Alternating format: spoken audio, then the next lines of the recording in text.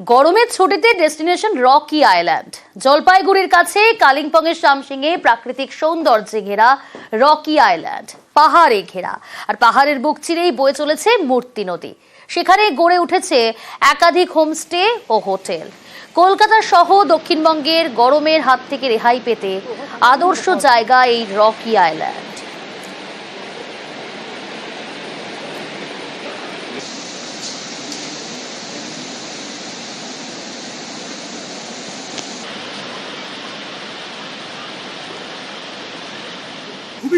খুবই সুন্দর জায়গা। আমি আগে একবার এসেছি, এটা আমার এখানে দ্বিতীয় ভিজিট। এগুলো অ্যাকচুয়ালি অফবিট জায়গা, তো খুবই ভালো লাগে। রকি আইল্যান্ড দিক থেকে কুমায়ের দিকে যাওয়া যায়। আমি তো সাজেস্ট করবো আসুন, খুব সুন্দর জায়গা এবং অফবিট ন্যাচারাল। আসি পরের খবরে। 2 বছরে কোটি কোটি টাকার সম্পত্তি। বিজেপি নেতা জগন্নাথ চট্টোপাধ্যায়ের বিরুদ্ধে আর্থিক জালিয়াতির অভিযোগ। নালিশ গেল দলের কেন্দ্রীয় নেতৃত্বের কাছে। অভিযোগকারী বিজেপিরই এক কর্মী, আর এই নিয়ে মুখ খুলতে নারাজ জগন্নাথ চট্টোপাধ্যায়। অভিযোগের তদন্ত হোক বলছেন রাজ্য বিজেপির প্রধান মুখপাত্র শ্রমিক ভট্টাচার্য, আর এই নিয়ে বিজেপিকে কটাক্ষ করেছে তৃণমূল কংগ্রেস।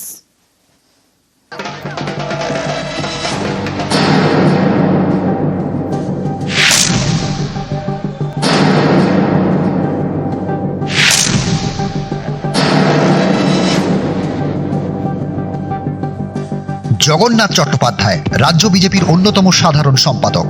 তার বিরুদ্ধে কোটি কোটি টাকার দুর্নীতির অভিযোগ, দলের টাকা 9-6-এর অভিযোগ। এ নিয়ে দিল্লিতে দলের কেন্দ্রীয় নেতৃত্বের কাছে নালিশ করেছেন বিজেপি কর্মী অজয় মুখোপাধ্যায়। তার অভিযোগ, মাত্র 2 বছরে জগন্নাথ চট্টোপাধ্যায়ের আত্মীয়দের নামে বিপুল সম্পত্তি কেনা হয়েছে। এসবই হয়েছে 2023 সালের পর।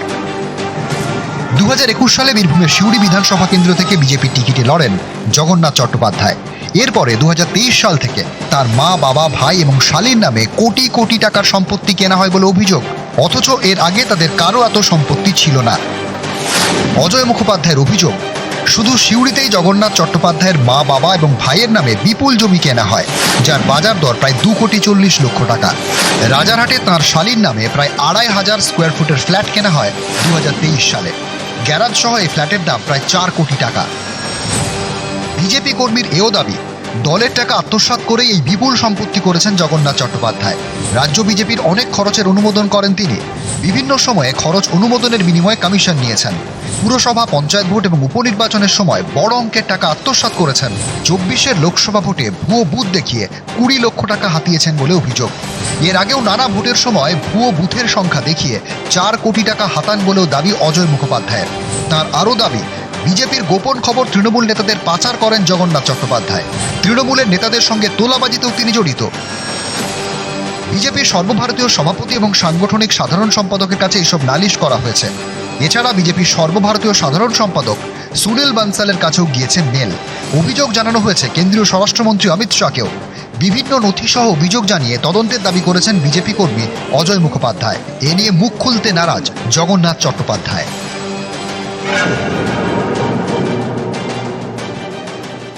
রাজ্য বিজেপির গুরুত্বপূর্ণ পদাধিকারীর বিরুদ্ধে জাতীয় সভাপতি Nadda, national general secretary organisation, home minister এবং জেনারেল সেক্রেটারি সুনীল বানসাল, বিজেপির ভেতর থেকেই একটি মেল পাঠানো হয়েছে। মেল 2023 থেকে 2025 মাত্র এই অল্প সময়টার মধ্যে বিজেপির এক গুরুত্বপূর্ণ নেতা, পদাধিকারী, যিনি বিভিন্ন লোকের পদ দেয়া, টিকিট দেওয়ার সঙ্গে যুক্ত থাকেন, তিনি তার ঘনিষ্ঠ আত্মীয়দের নামে এই বিপুল সম্পত্তি তৈরি করেছেন।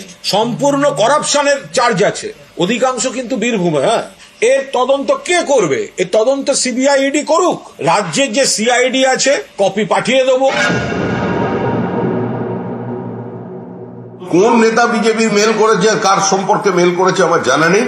যদি এ ধরনের কোনো মেল করে থাকে তদন্ত করুক না, উনি যেখানে খুশি দিতে পারেন। খোলা হাওয়ায় একটা বিবৃতি দিয়ে দেওয়ার তো কোনো মানে নেই।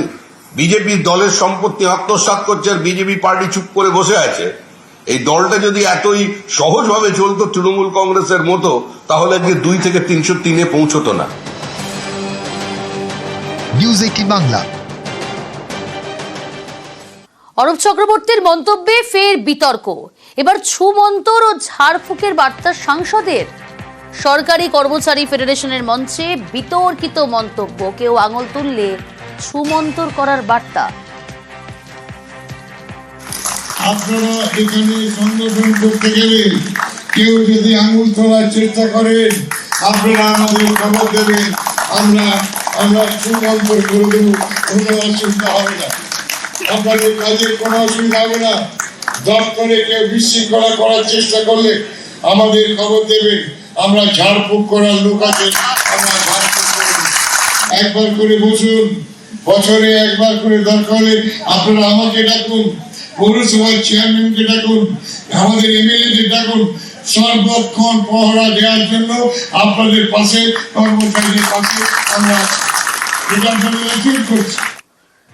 সরাসরি রয়েছে প্রিয়ব্রত বিতর্ক যেন কিছুতেই পিছু ছাড়ছে না বাঁকুড়ার সাংসদ অরূপ চক্রবর্তী। কেউ আঙুল তুললে বলছেন সুমন্তর করার বার্তা, আবার কেউ বিশৃঙ্খলা করলে বলছেন ঝাড়ফুঁকের টোটকা। একেবারে প্রিয়াঙ্কা, তুমি যারা বলছো প্রতিদিনই কিন্তু নতুন নতুন বিতর্কিত মন্তব্য করে বিতর্ক জড়াচ্ছেন বাঁকুড়ার সাংসদ অরূপ চক্রবর্তী। গত কয়েকদিন আগে তুমি জানো তালডাংরায় এক পুলিশ আধিকারিকের তিনি বলেছিলেন টু প্রাইস ফাদার মাদার, এবং এই ঘটনায় কিন্তু বিতর্কে জড়িয়েছিলেন। তার পরবর্তীকালে গতকাল যেভাবে এই সংগঠনের যে সরকারি সংগঠন ছিল, ফেডারেশন কর্মচারী ফেডারেশনের যে সম্মেলন ছিল, সেখানের মঞ্চে দাঁড়িয়েও কিন্তু একইভাবে সুমন্ত্র করে দেওয়া ঝাড়ফুঁকের টোটকা তিনি ব্যবহার করেছেন, এবং পরবর্তীকালে তিনি যখন সাংবাদিকদের মুখোমুখি হয়েছেন তিনি কিন্তু তার থেকে সরিয়ে যাননি, তার বক্তব্যে তিনি অনড় থেকেছেন। এবং তার পরবর্তী তার যখন বলা হয়েছে যে সেটার ভিতরে কি ইঙ্গিত রয়েছে, সেক্ষেত্রে তার দাবি যে এটার ক্ষেত্রে হয়তো কোনোভাবে প্রণাম করতে আসবে, কখনো আবার চামড় বুলিয়ে দেবে, কখনো আবার ধন্যবাদ জানাবে, কিন্তু কোনোভাবেই পরিষ্কার না করলেও এই ঘটনার পিছনে বা এই বিতর্ক এই কথাটার মধ্যে যে হুঁশিয়ারি রয়েছে, হুমকি রয়েছে, সেটা কিন্তু একেবারে স্পষ্ট। অন্যদিকে বিজেপি দাবি করেছেন এইভাবেই বিতর্কে জড়িয়ে থেকে অস্তিত্ব প্রমাণ রাখার চেষ্টা করছে বিজেপি তৃণমূল নেতৃত্ব। বেশ, মঞ্চ থেকে নেমে কি বললেন অরূপ চক্রবর্তী শোনাই আপনাদের। সুমন্ত জাদু দেখিয়ে দেবো, যদি কোন সরকারি কর্মচারী যারা ফেডারেশন করবে তাদের বিরুদ্ধে আঙুল তুললে সুমন্তর হয়ে যাবে, এটা বলে দিলাম, জাদু করে দেবো। এটা সে যারা করবে তারা বুঝতে পারবে কি হবে, আদর করে দিতে পারে, কইলে চামড় বুলি দিতে পারে, ধন্যবাদ জানাতে পারে, কেউ কেউ প্রণাম করতেও পারে যে দাদা এরকম করবেন না। মঞ্চে দাঁড়িয়ে যে বক্তব্য রাখলেন অরূপ চক্রবর্তী, মঞ্চ থেকে নেমেও নিজের বক্তব্যে অনড়, আর নিয়ে কটাক্ষ করতে ছাড়েনি বিজেপিও।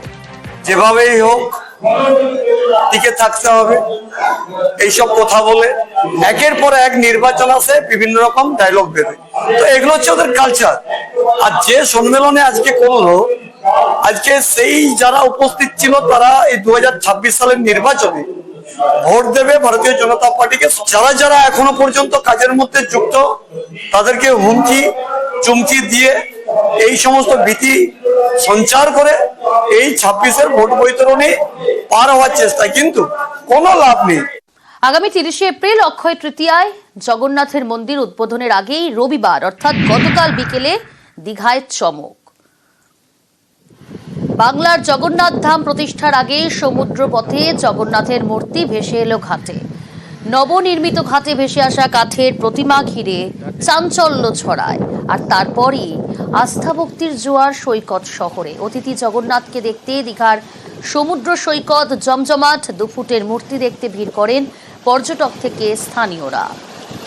দীঘার সমুদ্রে ভেসে এসেছে জগন্নাথ। গতকাল বিকেলে জগন্নাথের কাঠের মূর্তি ভেসে আসে। কোথা থেকে সমুদ্র সৈকতে কাঠের মূর্তি? রাতেই ঘটনাস্থলে দীঘা শঙ্করপুর উন্নয়ন পর্ষদের চেয়ারম্যান।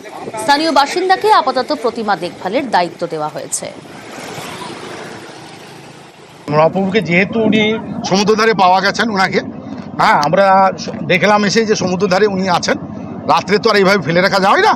আমার বাড়িতে যেহেতু মন্দির আছে, নিত্য পূজা হয়, আমি নিয়ে যাচ্ছি। এখানকার বিশিষ্ট ব্যক্তিবর্গ আমার হাতে তুলে দিলেন। যদি কোনো সংস্থা, কোনো কর্তৃপক্ষ ইনার দাবিদার হয়ে আছেন বা কোথাও প্রতিষ্ঠা করার জন্য, আমি সসম্মানে ওনাকে ফেরত দেব। গতকাল দীঘার সমুদ্রে ভেসে আসে জগন্নাথের কাঠের মূর্তি, আর মূর্তির দায়িত্ব দেওয়া হয় স্থানীয় বাসিন্দা অবনী সামন্তকে। তার বাড়িতে এই মুহূর্তে জগন্নাথের মূর্তি, আর সেই মূর্তি দেখতে দূর দূরান্ত থেকে অনেকেই আসছেন এবং মূর্তি পুজোর পর ভোগ নিবেদন। সার্বিক ছবিটা তুলে ধরবে পঙ্কজ, রয়েছে আমার সঙ্গে। পঙ্কজ, আমরা দেখলাম গতকালই স্থানীয় এক বাসিন্দা অবনী সামন্তকে দায়িত্ব দেওয়া হলো দেখভালের জগন্নাথের, এবং একই সঙ্গে তার হাতে তুলে দেওয়া হয় প্রথমে পুজো, তারপর ভোগ নিবেদন।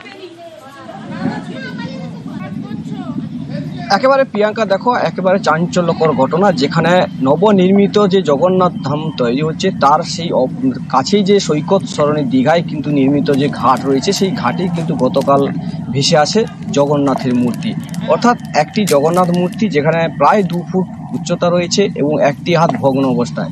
সেই মূর্তি কিন্তু যেখানে স্থানীয় বাসিন্দারা তুলে তাকে সেই বিচে রাখেন, তারপরে কিন্তু দিন গড়তে রাত্রি আসতেই কিন্তু প্রশাসনরা তৎপর হয়। সেখানে কিন্তু দীঘা শঙ্করপুর উন্নয়ন পর্ষদের চেয়ারম্যান এবং থানার ওসি এসে কিন্তু স্থানীয় একজনকে হাতে দেন। তবে স্থানীয় যে বাসিন্দা রয়েছে, ভোগী ব্রহ্মপুরের বাসিন্দা, জগন্নাথ মন্দিরের ঠিক পেছনে তার বাড়ি, অবনী সামন্ত, তার বাড়িতে এই মূর্তি রাখা হলো এবং সেখানে শুদ্ধিকরণ করে পূজা অর্চনা চলছে। আর সেই পূজা অর্চনা এবং যে প্রসাদ খাওয়ার জন্য স্থানীয় সহ এলাকার মানুষ ভিড় জমায়, যা কিন্তু চোখে পড়ার মতো। তুমি জানো যে আর কয়েকদিন বাকি রয়েছে জগন্নাথ মন্দিরের উদ্বোধন, তার পূর্বেই এই যে ভেসে আসা জগন্নাথ মূর্তি একেবারে কিন্তু চাঞ্চল্যকর চলেছে সৈকত সরণি দীঘা। বেশ।